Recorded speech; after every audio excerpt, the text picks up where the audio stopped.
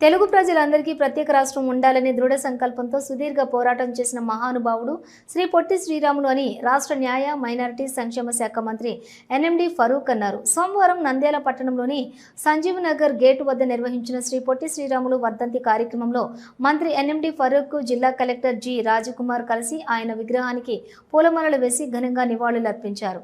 ఈ సందర్భంగా మంత్రి ఫరూక్ మాట్లాడుతూ తెలుగు ప్రజల ఆకాంక్షను నెరవేర్చేందుకు ప్రత్యేక రాష్ట్ర సాధన కోసం తన ప్రాణాలను సైతం అర్పించిన అమరజీవి పొట్టి శ్రీరాములు అని కొనియాడారు. స్వార్థం లేని సేవాభావంతో దేశభక్తితో ఆయన చేసిన త్యాగం నేటి తరాలకు ఆదర్శమని తెలిపారు.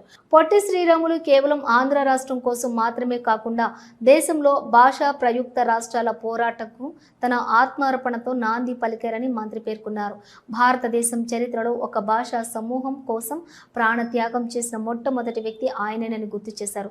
శ్రీరాములు దీక్ష త్యాగాల ఫలితంగానే కేంద్ర ప్రభుత్వం స్పందించి తెలుగు మాట్లాడే ప్రజల కోసం దేశంలోనే తొలి భాషా ప్రయుక్త రాష్ట్రంగా ఆంధ్ర రాష్ట్రాన్ని ఏర్పాటు చేయాల్సి వచ్చిందని మంత్రి వివరించారు.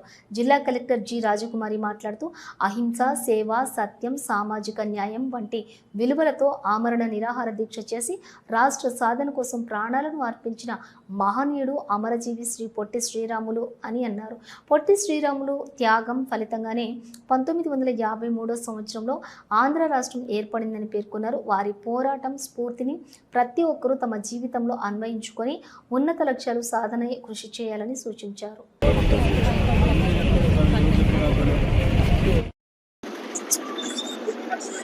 భాషా ప్రయుక్త రాష్ట్రాల గురించి పోరాడి అలాగే గాంధీ గారి విలువల్ని అందిపుచ్చుకొని అహింస, సత్యం, సేవ, సామాజిక న్యాయం అన్న విలువలతో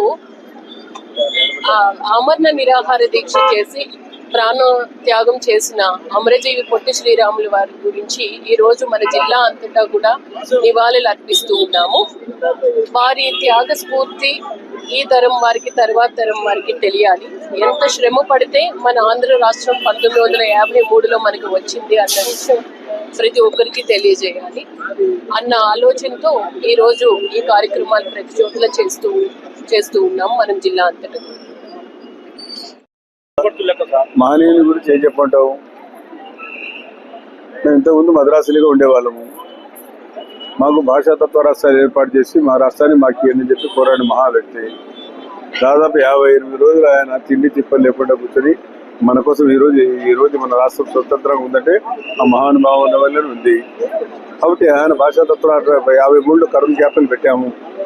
మద్రాసు నుంచి విడిపోయినాము. మద్రాసు నుంచి విడిన రాయలసీమ